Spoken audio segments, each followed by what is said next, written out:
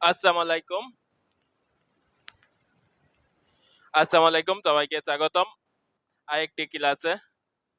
আজকে কথা বলবো আমরা বাংলা সাহিত্যের প্রাচীন যুগ নিয়ে। ইতিপূর্বে কথা বলছি তদ্যাবধি শুধু একটি সাহিত্য এবং মধ্যযুগে কিভাবে বাংলা সাহিত্যে উত্থান অবস্থান ঘটে। মধ্যযুগে প্রথমেই মানুষকে নিয়ে সাহিত্য রেখে আরকান সাহিত্যে আরকানে কবি মহাকবি আলাওল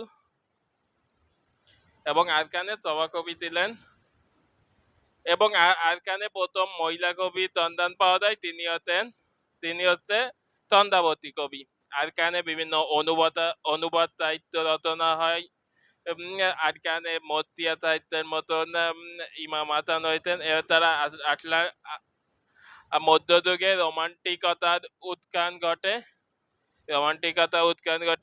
মুসলিমদের বিভিন্ন সাহিত্যিকদের যেমন লাইলি মজলু, তারপরে ইউসুফ জুলেখা, এইসব কাহিনী নিয়ে বিভিন্ন মধ্যযুগের দৌলতুদ্দিন বাহরাম খান কিংবা শাহ মোহাম্মদ শগীরের মতন সাহিত্যিকরা তারা মধ্যযুগে রোমান্টিক সাহিত্যের উৎখাত ঘটায়।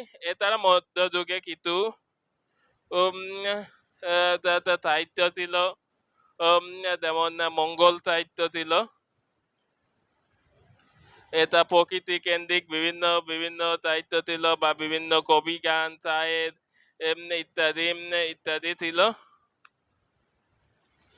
এছাড়া মধ্যযুগে পুঁথি সাহিত্য ছিল। এই ইত্যাদি সাহিত্যের মাধ্যমে মধ্যযুগে বিভিন্ন সাহিত্যের নিদর্শন পাওয়া যায়।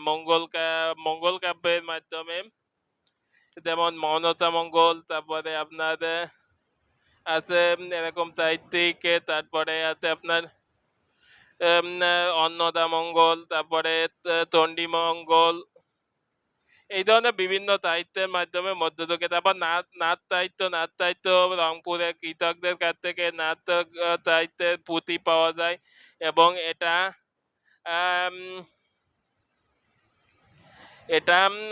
পুঁথি পাওয়া যায়।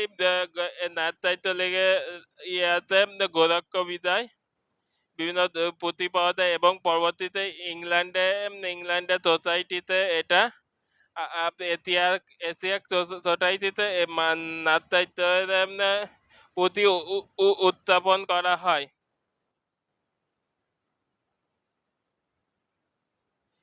আপনার মধ্যযুগে প্রথমেই ভারতচন্দ্র রায় গুণাকার তিনি দেশপ্রেমমূলক বিভিন্ন মঙ্গল কাব্য লিখে থাকেন।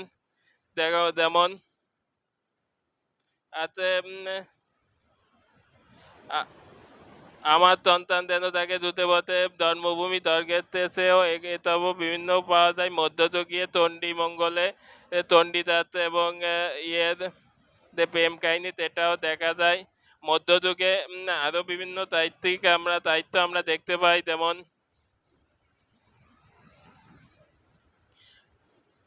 মধ্যযুগে মৈথিলী ভাষার একটা ছিল, বাংলা বিলাস বিহারের মৈথিলী ভাষা মিলে একটা বোধবলি নামে একটা ভাষা আবিষ্কার করেন বিদ্যাপতি। এটা বৈষ্ণব পদাবলিতে আমরা দেখতে পাই, বিভিন্ন নিদর্শন আমরা দেখতে পাই।